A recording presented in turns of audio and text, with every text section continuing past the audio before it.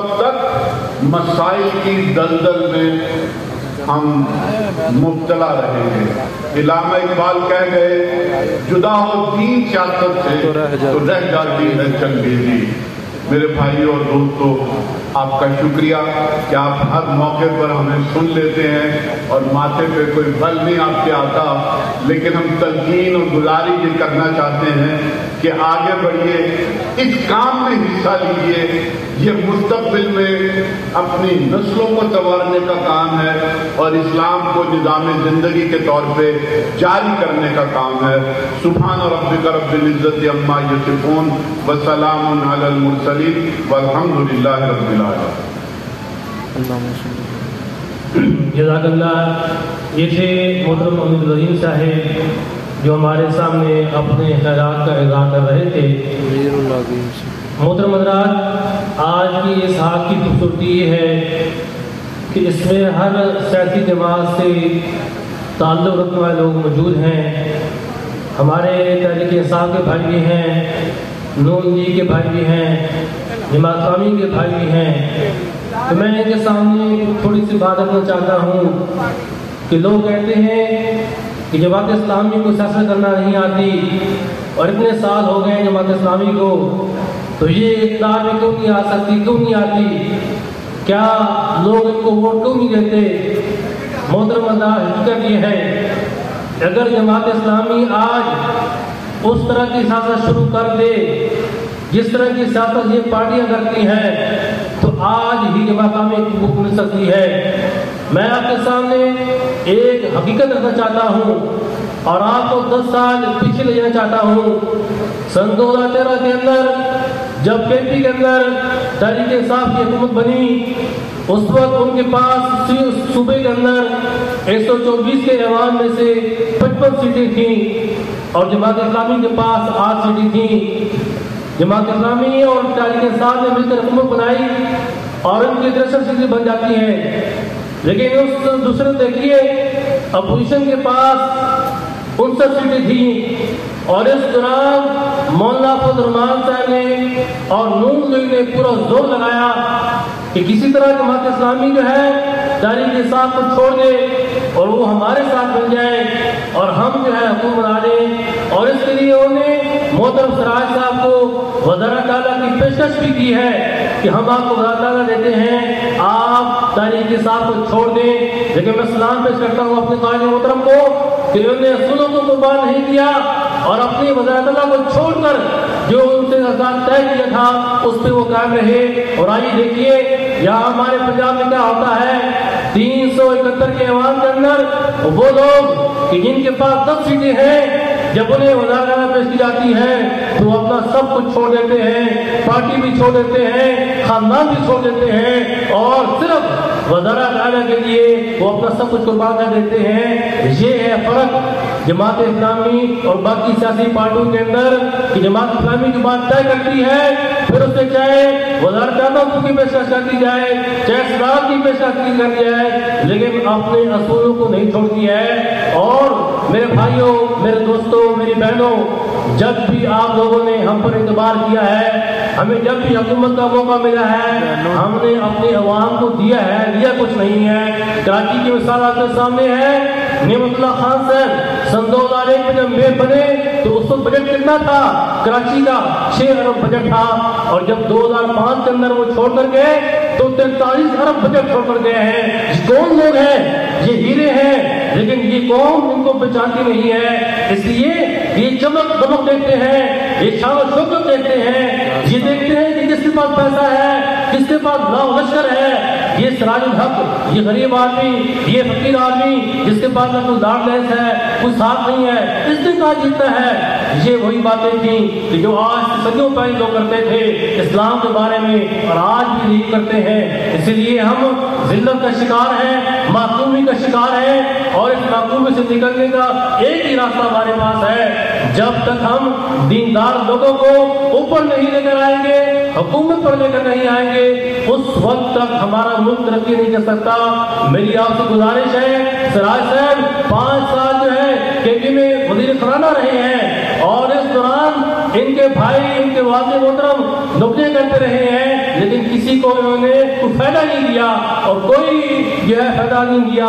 और बिल्कुल उसका बजट भी बहुत कम था और उसको ऊपर लेकर गए। ये सारी चीजें जो है आपके सामने हैं।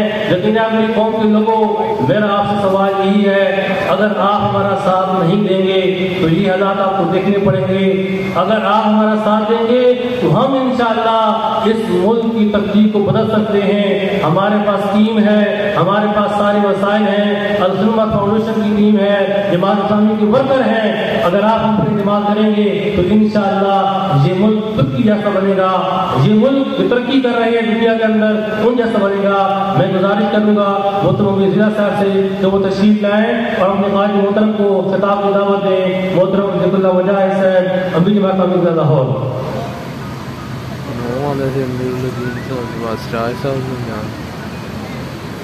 बिस्मिल्लाहिर्रहमानिर्रहीम। मुअज़्ज़ज़ भाइयों और मेरी मुअज़्ज़ज़ बहनों, मैं सबसे पहले तो मोहतरम सिराजुल हक साहब का शुक्रिया अदा करता हूँ कि उन्होंने आज के इस प्रोग्राम में शिरकत की, तशरीफ लाए, अपना वक्त अनायत किया, और उनको खिताब की दावत देने से पहले एक दो बातें मैं उनके गोशगुजार भी करना चाहता हूँ। अभी मोहतरम अमीरुल अजीम साहब ने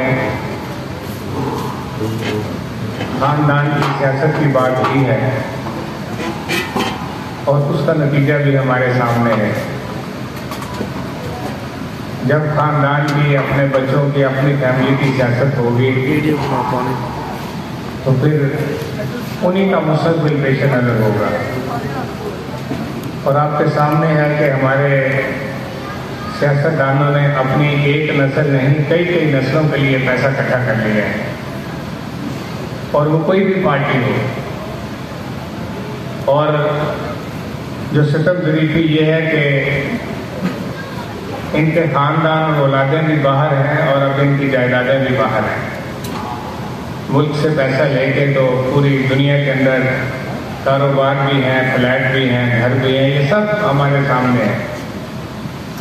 और उसका नतीजा ये है कि ये मुल्क जिसको अल्लाह ने सारे वसाइल दिए वो आज तबाही और बर्बादी का शिकार है। आप सिर्फ लाहौर शहर को देख लें जो इस मुल्क का धड़कता हुआ दिल है। इस शहर के लोग पानी भी खरीद कर पीते हैं। हालांकि लाहौर का ज़ेरे ज़मीन पानी किसी दौर में बहुत अच्छा पानी था, लेकिन इस ज़ेरे ज़मीन पानी को हमारे हुक्मरानों की नाअहली ने ख़राब किया। दरिया रावी जो ज़ेरे ज़मीन पानी के ऊपर असरअंदाज होता है, वो इस वक्त लाहौर का जितना सीवरेज का पानी है वो दरिया रावी के अंदर फेंका जा रहा है।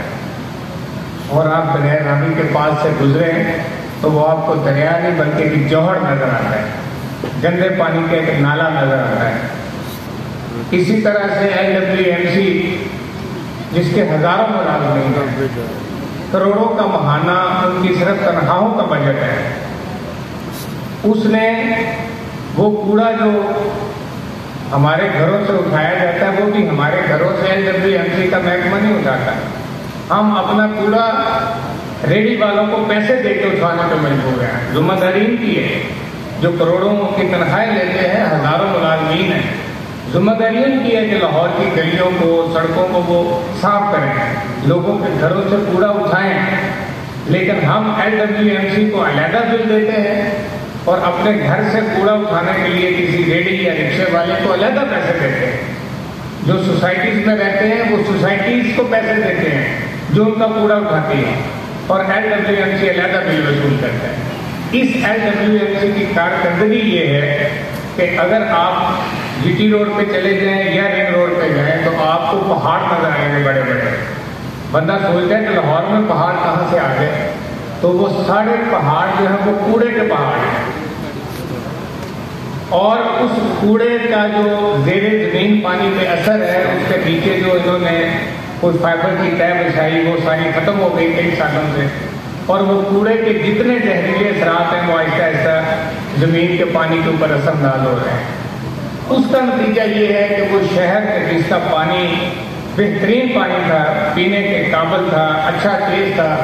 अब वो पीने के काबिल नहीं है। लाहौर का 70% पानी जो है वो जहर आलूद है, उसमें संख्या है, उसके अंदर गलाजत के जरासीम है, और हम सारे पानी खरीद कर पीते हैं। ये आपके सामने भी जो पानी पड़ा हुआ है, ये ज़ेरे ज़मीन पानी तो है, लेकिन ये फिल्टर्ड वाटर है, खरीद के लाया गया है। अब लाहौर में हम सबसे बड़ा जो खिदमत का टास्क है वो हमने ये दिया है कि यार आप फिल्ट्रेशन प्लांट लगाएं। मेजर गाड़ियाँ हमने कुछ बनाई हैं, एम्बुलेंसें बनाई हैं, लेकिन पानी तो हर जगह हुआ है, तो फिल्ट्रेशन प्लांट लगाएं। ये सबसे बड़ा काम है लाहौर में जो हमारा है। गर्ज आप देख लें बिजली के बिलों के ऊपर कितनी परेशानी पिछले दिनों में रही है। चलो इन्होंने सेल टैक्स को ख़त्म कर दिया है, लेकिन आप देखें कि किस तरह की बदमाशी है कि हर महीने बिजली के बिलों में इजाफा किया जाता है, बिजली के यूनिट बढ़ाए जाते हैं। जब हुक्मरानों से पूछते हैं कि ये यूनिट क्यों बढ़ाए हैं, तो कहते हैं जी पेट्रोल की कीमतें बढ़ रही हैं, हम तो बिजली खरीदते हैं IPP से, इसलिए हम कभी 8 रुपये, कभी 9 रुपये, कभी 5 रुपये पर यूनिट हर महीने में 2-2 दफ़ा इजाफा करते हैं। तो चलो बंदा समझता है कि यार पेट्रोल की कीमतें बढ़ी हैं तो बिजली की कीमतें बढ़ रही हैं, लेकिन बिजली की कीमतें अलग बढ़ती हैं और फ्यूल एडजस्टमेंट के नाम पे अलग बदमाशी है। वो एक जगह टैक्स अलग लगाया हुआ है, यानी कीमतें भी बढ़ा रहे हैं और फिर पेट्रोल की फ्यूल प्राइस एडजस्टमेंट के नाम पे बिजली की कीमतों से कमों पर जितना ही उससे ज्यादा फ्यूल प्राइस एडजस्टमेंट का ही हमसे चार्ज करते हैं। ये हालात है इस वक्त आवाम में। तो सच्ची बात यह है कि हमें इसके बारे में सोचना तो चाहिए। हालांकि वसाइल तो बहुत है, वसाइल की कमी तो मुल्क में नहीं है, लेकिन सच्ची बात यह है कि सिर्फ उस क़यादत की जरूरत है कि जो अपने खानदान और अपनी फैमिली और अपनी अगली नस्लों को न संवारे, वो मेरे और आपके लिए सोचें, वो मेरे और आपके लिए काम करें।